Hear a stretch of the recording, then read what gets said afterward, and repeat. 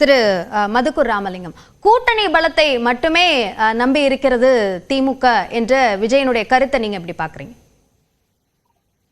முன்பெல்லாம் தொலைக்காட்சியில ஒரு நிகழ்ச்சி நடத்துவாங்க, ஒரு பொருள் கொடுத்துட்டு உதாரணமா மலர் அப்படின்னு கொடுத்துட்டு மனம் குறித்து பேசக்கூடாது அப்படின்னு வேடிக்கையான நிகழ்ச்சி முன்பெல்லாம் தொலைக்காட்சியில நடக்கும். நேற்று நடைபெற்ற புத்தக வெளியீட்டு விழா என்பது நீங்கள் கொடுக்கப்பட்டிருக்கிற தலைப்பு அம்பேத்கர், ஆனால் அம்பேத்கரை பற்றி பேசாமல் அனைத்தையும் பேசலாம் என்பதுதான் நேற்று கொடுத்த டாஸ்க்.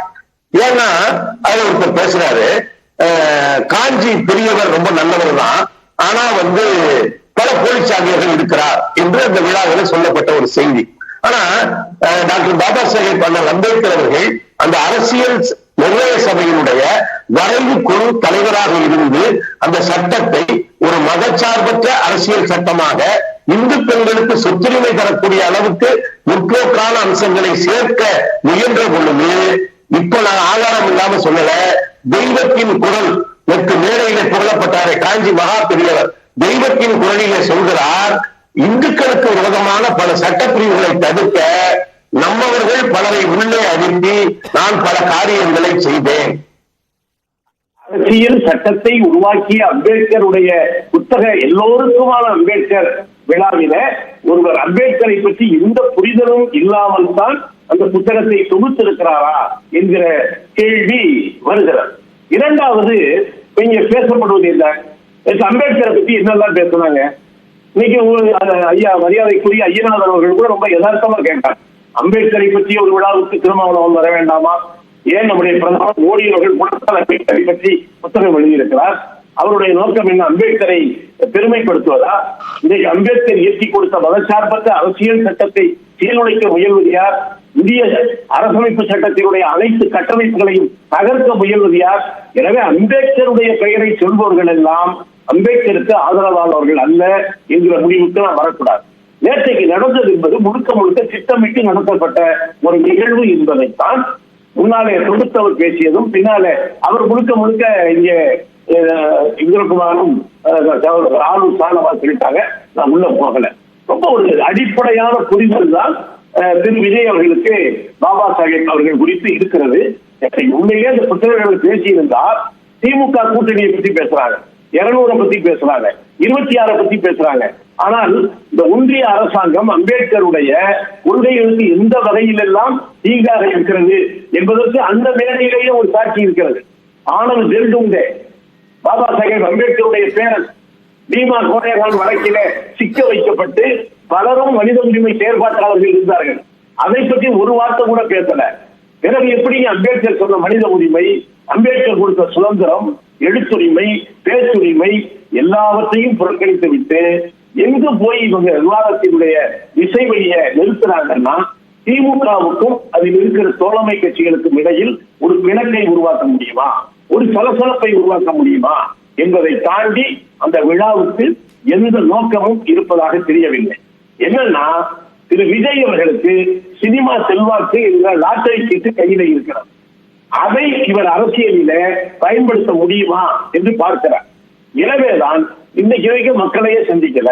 இன்னமும் அவர் கட்சியை துவக்கிட்டாரு, மாநாடு போட்டாரு, வெள்ள நிவாரணத்தை கூட எப்படி கொடுத்தார் அப்படின்னு பார்க்கலாம். திரு மதுக்கூர் ராமலிங்கம், இல்ல லாட்டரி சீட்டு கையில இருக்குன்னு சொல்றீங்களே, எதை குறிப்பிடுறீங்க? அவருக்கு சினிமா மூலம் கிடைத்திருக்கிற செல்வாக்கு. ஆனா அவர் ஒண்ணு புரிஞ்சுக்கணும், பஞ்சு டயலாக்கு மட்டும் சினிமாவுல பயன்படலாம், அரசியல்ல பயன்படாது. திருமாவர்களுக்கு இங்க கூட அம்பேத்கரை பற்றி திருமாவர்கள் வெறும் பேச்சும் எழுத்துமா? நான் என்ன சொல்றேன், ஒரு கட்சியை நீங்க நடத்தணும் அப்படின்னு சொன்னா இதே திருமாவர்கள் அமைப்பாய் திரள்வோம் என்று ஒரு புத்தகம் எழுதியிருக்கிறார். எப்படி கிளையில இருந்து தல வேண்டும் என்று அதை கூட நீங்க படிங்க. வெறும் சில ஷோ நடத்தி மட்டும் அரசியலை நடத்த முடியாது, சில பஞ்சு டயலாக் மட்டும் வச்சு மட்டும் அரசியல் நடத்த முடியாது. நேற்றைக்கு அவர் பேசியிருப்பது என்ன, நீங்க பெரிய செல்வாக்கு இருக்குங்கிறீங்க, நாங்க நினைச்சா நாங்களே கண்டித்த பெரும்பான்மையோட ஆட்சி அமைப்போங்கிறீங்க, அப்புறம் ஏன் கூட்டணி கூட்டணின்னு எல்லா கூட்டத்திலையும் பேசுறீங்க? இதே நீங்க விக்கிரவாணி கூட்டத்துல என்ன பேசுறீங்க, நானே ஜெயிப்போம் ஆனா வாங்க உங்களுக்கு அதிகாரம். அதிகாரம்ங்கிறது வெறும் பதவிகள் மட்டும் இல்லைங்க, ஒரு கோட்பாடு, ஒரு கொள்கை, அதற்கு அடித்தளமாக இருக்கணும். இங்க இந்தியா கூட்டணினா அதற்கு ஒரு மதச்சார்பின்மை, ஜனநாயகம், பாசிச எதிர்ப்பு என்கிற ஒரு அடித்தளம் இருக்கிறது. முதல்ல அவர் என்ன அவர் அவருடைய பேசியதை கொள்கை தவிர என்ன என்பதை அறிவித்துவிட்டு கூட்டணிக்கு வருபவர்களுக்கு நான் அதிகாரத்துல பங்கு தரேன் அப்படின்னு சொல்றாரு.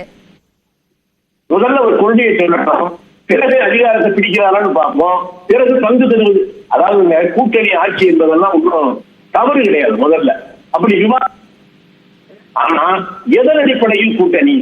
இதே ஒன்றிய அளவுல ஐக்கிய முன்னணி ஆட்சி காலத்தில் குறைந்தபட்ச செயல் திட்டம் உருவாக்கப்பட்டது. அதன் அடிப்படையில் ஒரு கூட்டணி அரசு என்பது உருவாக்கப்பட்டது. இவருக்கு கட்சியை பற்றிய தெளிவும் இல்லை. கூட்டணி என்பது எதன் அடிப்படையில் வருகிறவர் போகிறவர்களை வைத்து உருவாக்கப்படுவதல்ல கூட்டணி என்பது. என்னன்னா ஒரு இளைஞர்களை அவர் கலந்து வைத்திருக்கிறார். திரும்ப அதை எப்படியாவது கலைத்து விட முடியுமா? அவருக்கு நல்லது செய்வது இவருடைய நோக்கம் அல்ல. அவர் மீது பெரிய மரியாதை இருப்பதாக சொல்வதும் உண்மை இல்லை. அதை எப்படியாவது கலைத்து விட முடியுமா என்கிற நோக்கம் தான் திரு விஜய் அவர்களுக்கு இருப்பதாக தெரிகிறது. நேற்றைக்கு நடந்த விழா என்பது முழுக்க முழுக்க அம்பேத்கரை பற்றி பேசாமல் அரசியல் கணக்கு வழக்குகளுக்காக நடத்தப்பட்ட ஒரு நிகழ்வு என்பதால் தான் திருமா அவர்கள் அதை தவிர்த்திருக்கிறார் என்று சொல்ல முடிகிறது. ஓகே, முதற்கட்ட பார்வையாக எடுத்துக்கிறேன். திரு ஆலு ஷானவாஸ், தான் பகிரங்கமாக சொல்ல முடியாததை ஆதவ அர்ஜுனாவை வைத்து திரு திருமாவளவன் சொல்கிறார் என்ற புகார் சொல்லப்படுகிறது. உங்க பார்வை? ஏதாவது ஒண்ணுதானே உண்மையா இருக்க முடியும். ஒரே கேரக்டரை வச்சு எத்தனை விதமான கற்பனைகளை அவிழ்த்து விடுறீங்க. விஜய் என்ன சொல்றாரு? திமுக நிர்பந்தத்துக்கு பணிந்து திருமாவளவன் இந்த மேடைக்கு வரலங்கிறாரு. அப்போ அது உண்மையா இருக்கணும் ஒண்ணு. நீங்க என்ன சொல்றீங்க? நான் சொல்லல, அதான் எல்லாரும் சொல்லக்கூடிய தொகுத்து தானே சொல்றீங்க. அப்ப இங்க இப்ப என்ன கேட்டீங்க? நீங்க திமுகவை எதிர்த்து ஆதவை வைத்து இப்படி எல்லாம் பேச வைக்கிறாரா திருமான்னு கேக்குறீங்க. இப்ப அது உண்மையா இது உண்மையா? இதுல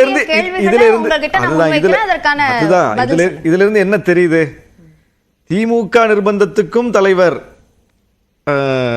பணியவில்லை, ஆதவை வைத்தும் இந்த விளையாட்டை தலைவர் ஆடவில்லை. தலைவர் அவருக்கான முடிவை அவரே எடுக்கிறார் அப்படிங்கிறதுக்கு இது சாட்சியா இருக்கா? இந்த ரெண்டு விதமான கருத்துக்களும் எப்படி உண்மையா இருக்க முடியும்? இப்படியே ரெண்டுல ஏதாவது ஒண்ணுதான் உண்மையா இருக்க முடியும். இதுல என்னன்னா ரெண்டுமே உண்மை இல்லை. அப்போ இது மூன்றாவதாக ஒன்று இருக்கிறது. அதுதான் தலைவர் எடுக்கக்கூடிய முடிவு, அவருடைய சுயத்தன்மை, அவருடைய அசல் வெளிப்பாடு. எல்லா காலத்திலும் அவர் அப்படித்தான் வெளிப்பட்டிருக்காரு.